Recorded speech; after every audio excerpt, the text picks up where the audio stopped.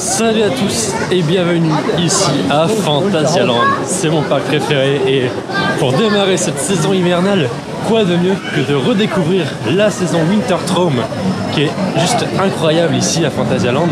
Il y a l'air d'avoir pas mal de monde, on a mis beaucoup de temps à arriver sur le parc. C'était pas mal bouché à l'entrée, première fois que je vois d'ailleurs autant de bouchons à l'entrée de ce parc. Ça promet donc une journée à forte fréquentation. Allez, c'est parti, direction peut-être Fly, Mouse au chocolat ou Viewstown, on ne sait pas encore. Et on démarre la journée ici à Phantasialand.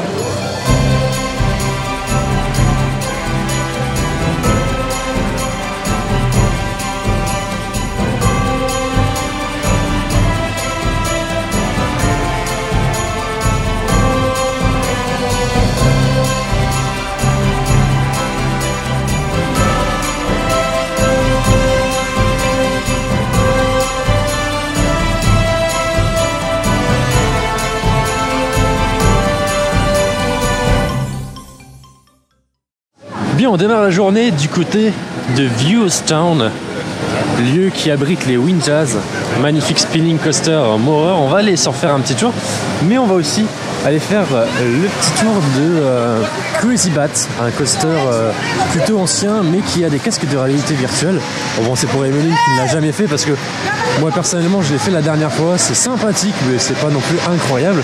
Ça nous permet d'avoir une petite vue ici sur une aire de jeu qui va ouvrir potentiellement un peu plus tard dans la saison ou sinon l'année prochaine. Mais la journée où il s'annonce chargée, on va pas pouvoir enchaîner forcément beaucoup. On va essayer de faire un peu le tour de tout le parc, mais ça va être compliqué de tout faire. Bref, Crazy Bat pour commencer, les Windjazz ensuite, et puis après on verra bien.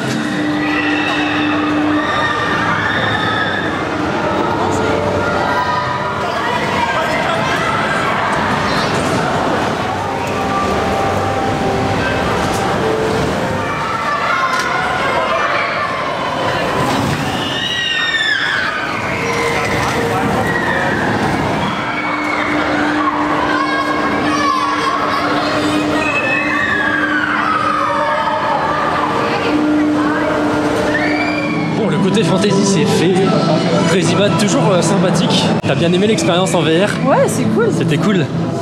Bah écoute, moi aussi c'était sympa. Après je suis pas un grand fan non plus de la réalité virtuelle, mais malgré tout c'est sympa. Le film est quand même plutôt bien fait.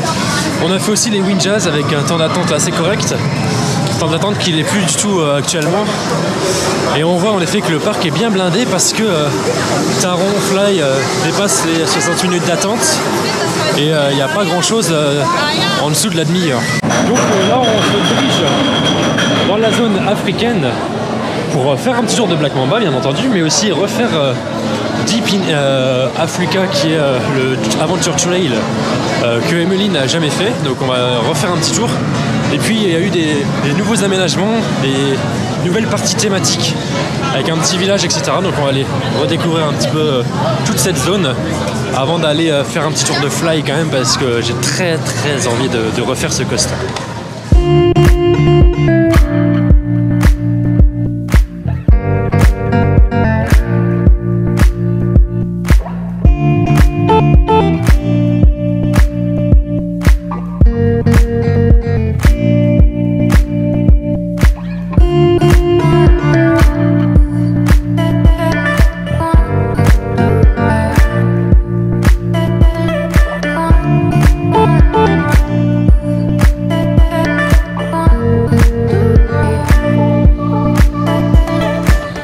Et donc nous sommes dans l'Adventure Trail qui est un petit peu décoré pour Noël. Et on passe évidemment au travers de Black Mamba. Et c'est assez intéressant, il y a des animaux en lanterne ici, grosse lanterne qui décorent aussi le parcours.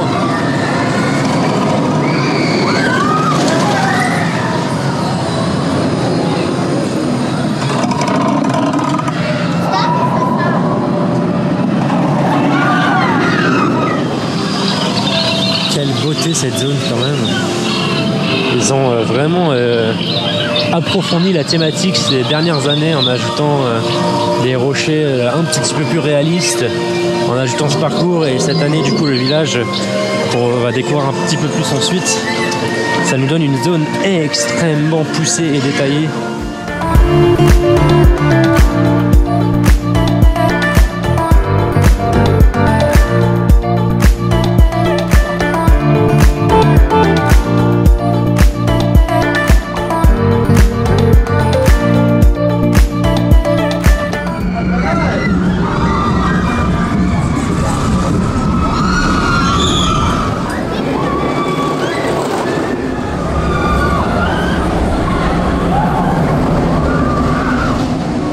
Mamba, toujours très bon coaster, intégration au top, mais rendement pourri. C'est éclaté au sol là, ce rendement. On se croirait dans un parc espagnol. Qu'est-ce qui se passe? Franchement, sur une journée aussi forte affluence que ça, les opérateurs ne sont pas du tout au point. Ça en pâtit lourdement sur le temps d'attente qui est affiché actuellement à 50 minutes, alors que la file n'est même pas pleine. Hein. C'est vraiment un temps d'attente qui est pas cohérent parce que le débit est simplement mauvais. Donc, c'est vraiment dommage. Ça nous a fait perdre quand même pas mal de temps, mais ça reste un coaster à faire évidemment dans ce parc. Et là, en plus, on était au dernier rang, donc malgré tout, on a eu un très bon tour. C'est vrai que c'est assez court, mais c'est quand même plutôt intense. Et j'ai pas trop ressenti de vibration. Ça peut arriver sur certaines fois. C'est pas été trop le cas ici. Donc franchement, intéressant quand même. Juste le débit à revoir. Comme on est complètement con, bon, on va aller faire Chiapas alors qu'il fait 5 degrés. Mais bon, c'est Chiapas quoi. On ne peut pas résister à faire ce flume, l'un des meilleurs qui puisse exister sur la planète. Peu importe le temps, peu importe la température. On va touiller, mais c'est pas grave, on ira se réchauffer après dans une attraction intérieure.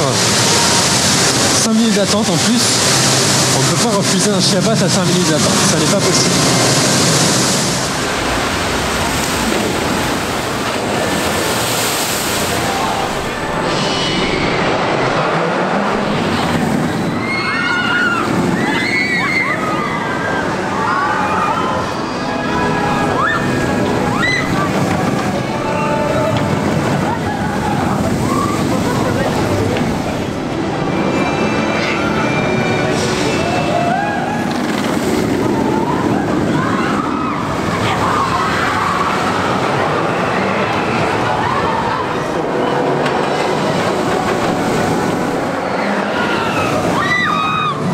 Bien, le petit vin chaud est pris, le petit remontant qui fait du bien. Direction Rockburg maintenant. Zone toujours aussi incroyable. Fly, 70 minutes d'attente. Ouais, de toute façon, on n'a pas le choix. Hein. Ah, la dinguerie.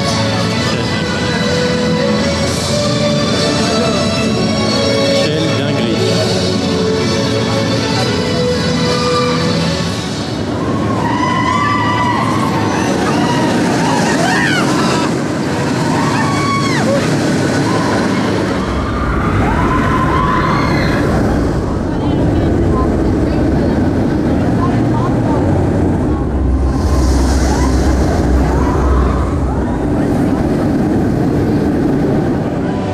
Fly est arrêté depuis 5 minutes parce qu'il y a un spectacle qui est censé avoir lieu à 17 h.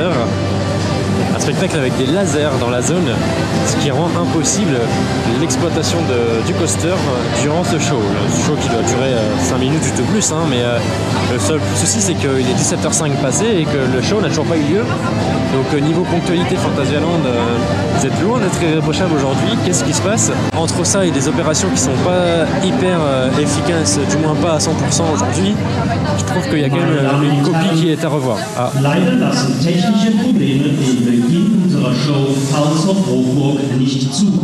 Bon ben voilà, le spectacle est complètement annulé. C'est dommage, on était plutôt bien placés en plus pour voir le spectacle qu'on ne verra pas.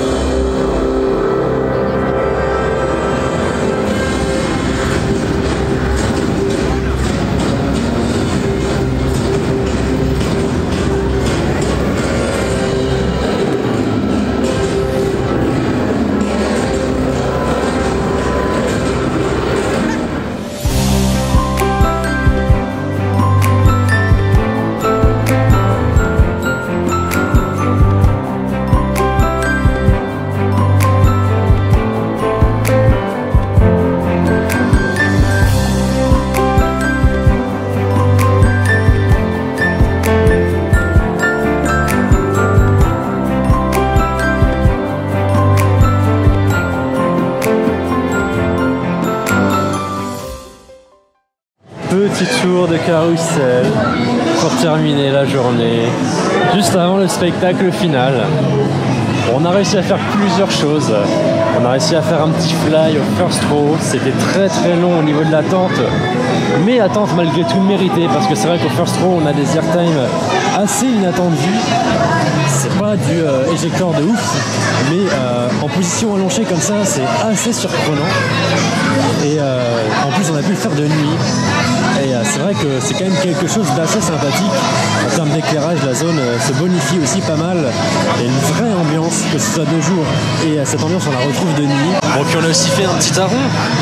Et là, on a usé un petit peu de la single rider qui, pour le coup, était bien efficace, puisqu'on a fait taron avec à peu près 20 minutes d'attente, alors que le temps d'attente en file normale était de 90 minutes. Donc un gain de temps assez énorme quand même, qui valait bien le coup de se faire ce petit sacrifice de pouvoir faire l'attraction tout seul. Ce qui nous a permis du coup de voir un petit peu le spectacle Templo del Fuego sur la façade de Chiapas.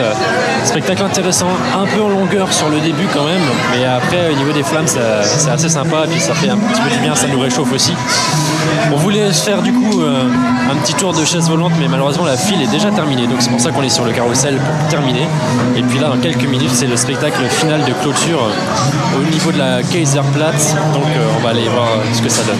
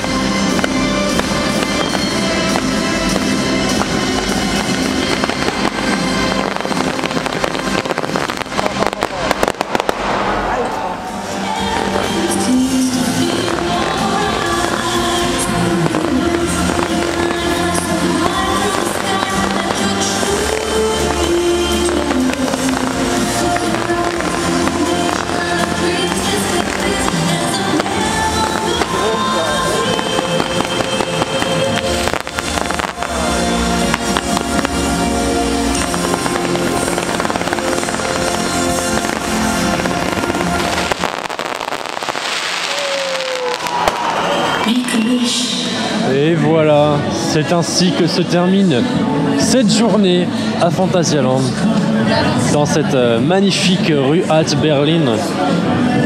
Ils ont mis le paquet en termes de lumière ici dans cette zone. C'est tout bonnement magnifique. On ne sait plus où regarder, tellement il y a des lumières partout. Il y a quand même plusieurs choses à dire aujourd'hui, hein. Ah oui, ça a été une journée plutôt mitigée finalement. Plutôt mitigée parce qu'il y avait beaucoup de monde. Alors ça, on a profité de la promotion et les gens aussi, c'est normal. T'as du monde, tu sais que t'attends du monde, du coup tu fais attention à ton rendement et là c'était catastrophique. Enfin, alors catastrophique c'est peut-être un peu fort quand même. Ouais, mais c'était compliqué quoi. On va dire que ça aurait pu être mieux fait. Il y avait des optimisations à faire, je pense surtout à Black Mamba, qui là pour le coup était pas au niveau quoi. Parce que Taron ça tournait bien, Fly ça tournait quand même bien. Ouais. Il n'y a pas eu de panne hein. Sur Taron, sur Fly, il n'y a pas eu de panne alors que c'est des machines qui sont capricieuses, donc là-dessus il n'y a rien à dire. Je vais profiter de cette conclusion puisqu'il faut qu'on retourne au parking China, qui est du coup totalement à l'opposé du parc là où on est en ce moment, pour faire un petit point sur les zones nocturnes qu'on n'a pas encore pu voir. Je pense à Deep in Africa et du coup la zone Chine, donc on va devoir passer par ces zones là pour revenir au parking. Je vais vous en profiter pour faire quelques images et puis on va continuer cette conclusion. On a vu le côté négatif, beaucoup trop de monde, du coup des opérations pas toujours optimisées. C'est un petit peu ce sentiment malheureusement de ne pas avoir profité à fond. Il y avait une partie ici encore africaine, on a commencé à voir un petit peu le village mais on n'a pas tout vu. Ça sera à refaire une prochaine fois bien entendu, mais regardez cette zone de nuit là, avec des lanternes un peu partout. On a une partie du village qui se trouve du coup ici, en fait au-dessus de la gare de Black Mamba. Ça c'est un point positif qu'il faut saluer. La thématique à Fantasyland est toujours de plus en plus poussée. Chaque chose, on a l'impression qu'il touche de l'or. Il y a très peu de fautes de goût sur ce qu'ils ont fait récemment. Et c'est extrêmement bien détaillé, extrêmement réussi, sur des thématiques qui plus est, qui ne sont pas forcément très communes toujours. Et voilà, c'est top quoi. Malgré tout, on a pu enchaîner les meilleures attractions du parc. Il nous en manque quelques-unes forcément. Je pense que ce qui nous a mis un peu dans le mal, c'est quand même cette histoire de parking à l'entrée en début de journée, puisqu'on a attendu quasiment 1 heure dans les bouchons alors qu'on était au niveau de la sortie d'autoroute. Les infrastructures routières sont pas très adaptées pour accueillir une grosse fréquentation comme aujourd'hui, ce qui fait qu'on était pas mal bloqué alors que normalement on avait prévu d'arriver en avance, c'est vous dire. Forcément on est arrivé dans le parc, tout le monde était déjà là, donc ça nous a aussi grillé un petit peu les quelques cartouches qui sont intéressantes quand il y a une grosse journée comme ça, c'est de faire 2-3 attractions avant que le monde arrive justement. Donc non, on n'a pas pu en profiter. Et voilà, là on arrive en zone chinoise et regardez-moi ça encore, c'est vraiment très très joli. Tarant de nuit exceptionnel aussi. Ouais. Tarant de nuit exceptionnel, c'est vrai qu'on bien chaud. Ouais, je l'ai pas trop détaillé, mais c'était vraiment incroyable. C'est la fin donc de cette vidéo à Fantasyland. J'ai essayé d'être un petit peu plus long en conclusion parce que la vidéo c'était compliqué à tourner. On voulait à la fois profiter, il y avait beaucoup de monde, difficile de faire des plans. Je peux pas filmer évidemment un on-ride à Fantasyland. Ça aurait été parfait en fait de le faire en 2 jours. Je pense en 2 jours on aurait eu le temps du coup de tout voir, de faire un peu plus des spectacles, de faire les attractions qui nous manquaient. Mais c'est pas grave, on reviendra. C'est quand même un parc qui reste incroyable. Cette visite m'a un peu déçu par rapport à ce que j'avais pu faire précédemment. Je dirais que c'est peut-être la moins bonne de mes visites, mais c'est aussi la visite que j'ai faite avec le plus de fréquentation dans le parc. Mais ça reste encore un parc que j'apprécie énormément. Et regardez-moi cette beauté pour terminer la vidéo, c'est juste exceptionnel.